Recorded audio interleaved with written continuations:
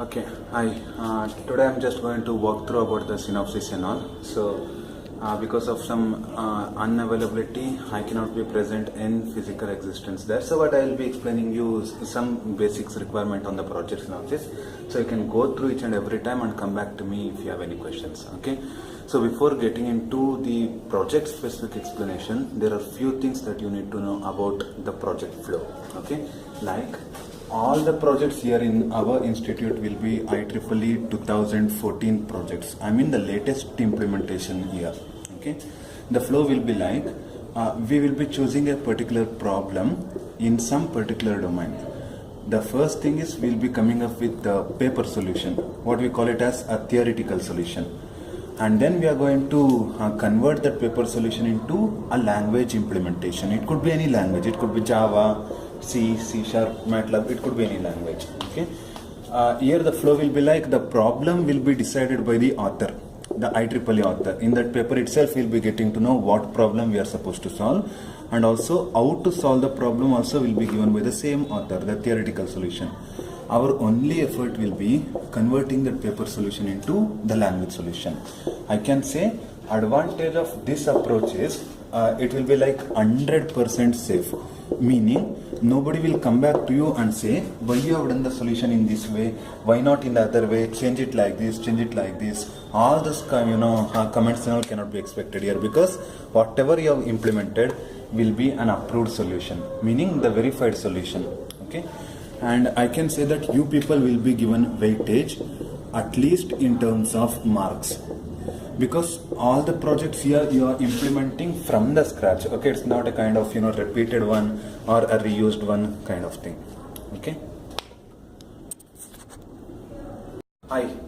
Today I'm just going to walk through the high-level functional overview of this particular project, browser JS card. So I can't tell you everything in detail as of now, because you would be knowing that there are a lot of prerequisites in understanding the complete project working in and out, right? So what we can do as of now today is I can just tell you the high-level functionalities, and we'll focus more on what this project does rather than saying how we are going to implement it. Okay, so explain to your coordinator in the same way whatever you have understood from this video, and definitely they will come back with some questions like tell me more about the algorithm, tell me more about the input output and working, all those things and all. Okay, at that time, so just tell them very promptly saying that you are still exploring more on the project, you haven't mastered it yet. Okay, so and all those questions should be immediately redirected to me, either on my mobile number, you can call me anytime, or you can just email me with a notepad having list of all those questions. Okay, I'll be replying back to the same notepad. You can keep it for the documentation purpose. Fine. So let's get into it. So before I just go into this, the functional overview of it, so let's see what are the kind of quick facts you need to be aware of this project. Okay, so these are the quick facts that you need to be ready with at any point of time. Anybody could ask you, okay, like what is the platform, what's the algorithm you are using, like that. Okay, so to answer them one by one, the domain of this project, right, okay, will be something called application of digital information and web technologies. So we have a domain called application of digital information and web technologies. Okay, so the algorithm what we are going to use here is, okay, not a single algorithm. So we will be using a more complicated algorithm. Okay, I'm going to tell you what is that complicated algorithm in some point of time later, but now the framework what we are going to use is a jQuery and Ajax, okay, support from the back end, from the front end. Okay, sorry, and then in the back end we will be using J2EE framework. Okay, so I'll just divide these each technologies into front end and the back end at later point of time. So now which platform we are going to run this project? So this project will be executed in an extension to a browser. Okay, we are going to develop this project as an extension to a Firefox browser. Okay, so it's like basically we are creating a plugin, so where anybody can use that plugin, install to their browser, and they can start using it. Okay, it will be implemented as an extension to Firefox. What's the minimum requirement to run this project? So we just need to have JavaScript enabled within that browser. Okay, most of the browsers, modern browsers will be having JavaScript enabled. Okay, So and what percent of database we are going to use in our project? So you can say that it is less than around 5 to 7 percentage of DB. Not even that, so somewhere less than that. Okay. So the reason why I mentioned it here, because VTU allows us to use 20% of DB, not more than that. Okay. So we are using way lesser than that. So we are on safer side. Okay. So and the lines of code what we are going to write will be somewhere around 3000 to 4000 lines of code, in between 3000 to 4000 lines of code.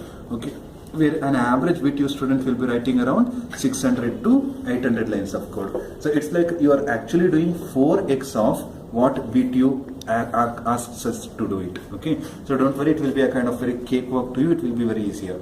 Okay, so and regarding the breakdown of the technologies, right? So we'll be using these things. So we'll be using some front-end technologies and we'll be using some back-end technologies. Okay, so in the front end we will be using HTMLs, CSS, XMLs, JavaScripts. Okay, and then we'll be using Ajax, jQuery, okay, Dojo, and n number of other small libraries. Okay, jQuery added plugins.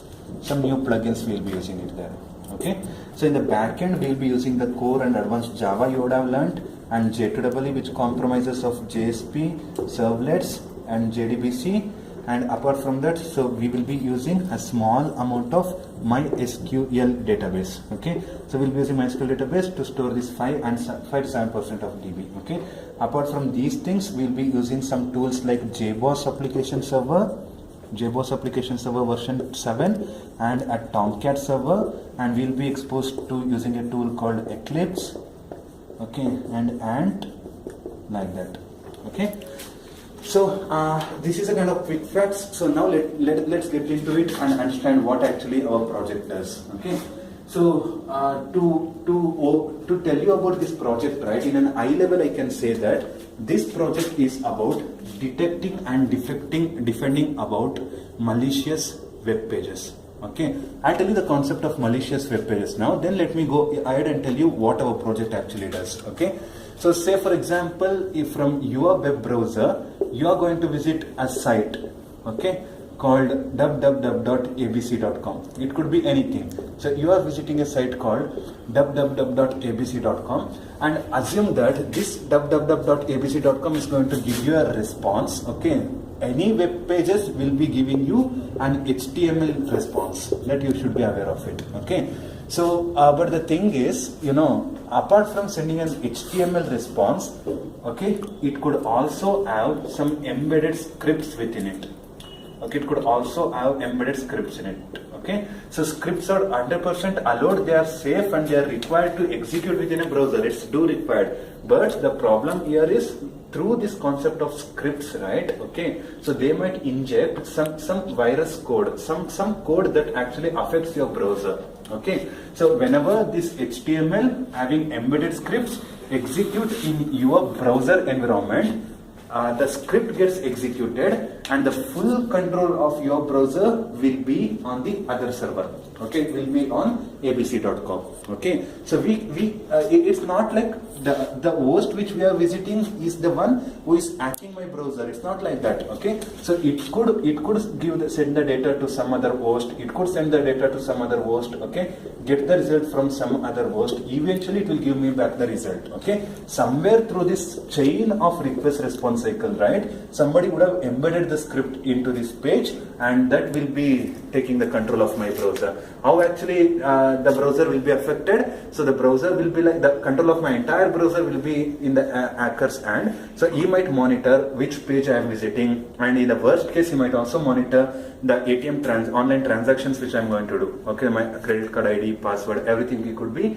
monitoring it. Okay, in other scenarios, he might execute some script in the local operating system, ending up corrupting an OS file, operating system file. So you would have to completely reinstall your operating system and all. Okay, so these kind of problems, you know, you people would have most commonly observed, where without your knowledge, okay, some default home page will be created in your Mozilla. Okay, so without your knowledge, some automatic plugins will be installed in your browser. Okay, in that case you can conclude that your browser has visited a malicious web pages. Okay, so the question here is how to detect these malicious web pages and how to defend the malicious web pages. Okay, I mean the user has to be informed saying that this web page is a malicious, don't visit it. Okay, it needs to be informed. Okay, so for that purpose in our project, right, we are creating a new plugin.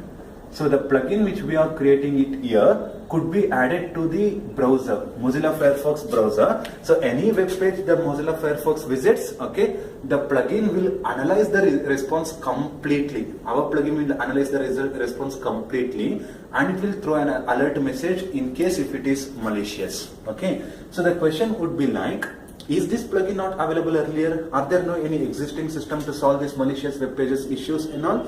The answer will be yes. Okay, so there is lot of existing solution for this, but there are two major drawbacks of existing solutions.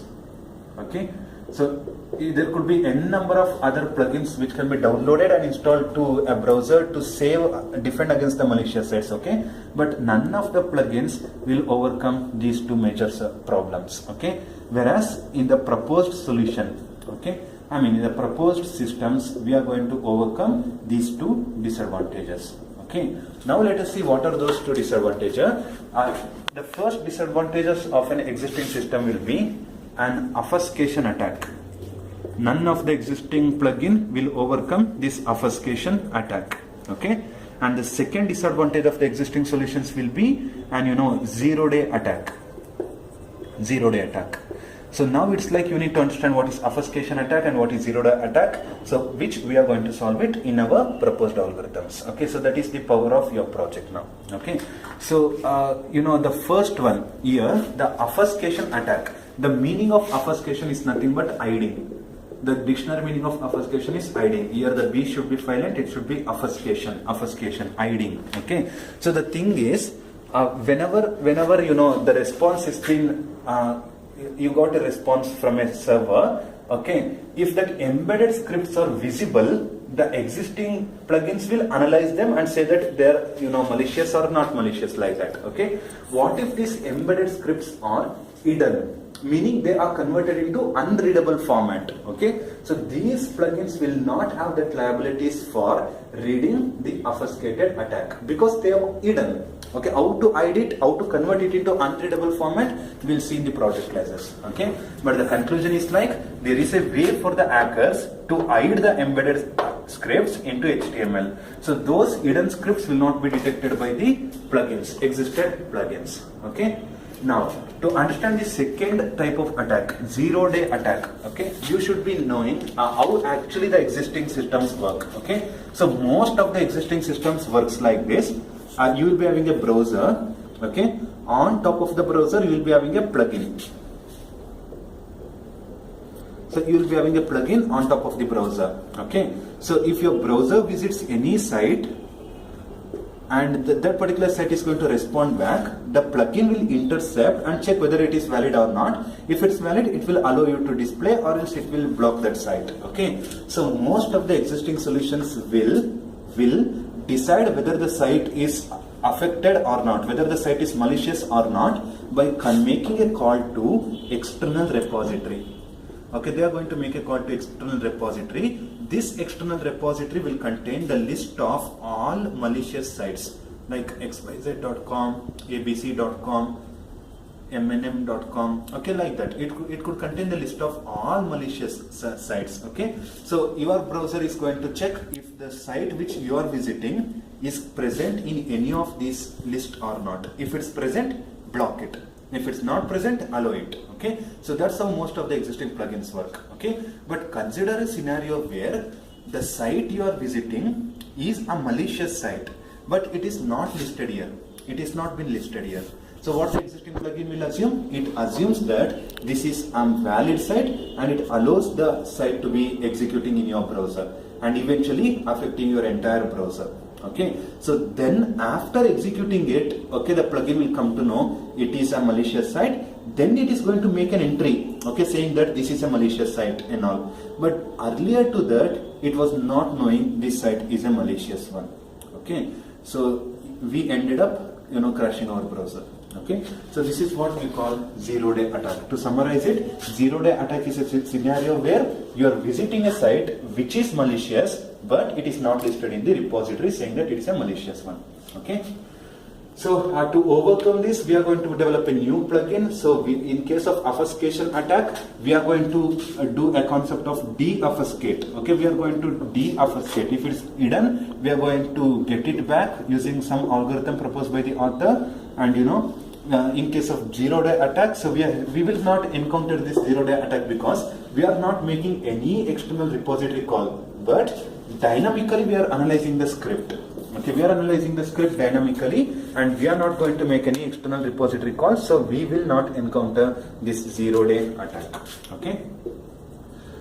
So fine, that's how we are going to solve the problem here. But if your college people ask you which algorithm we are specifically using, right? Okay, so you should be clearly saying that here there is no one specific algorithm we are using. Okay, because there could be n number of different ways of hacking. Okay, the malicious site can hack through iframe, can act through image tag, can act through script tag, can act through meta tag. There are a lot of other techniques to hack our browser. Okay, so for each and every attack, okay, we are going to propose our own algorithm. Okay, so that's how we need to specify. So there is no universally name for it. Okay. Fine, so I hope this explanation is clear. So if you have any other questions on that, so please contact me on this number and also on this email. So please get back to us. Okay, thank you so much.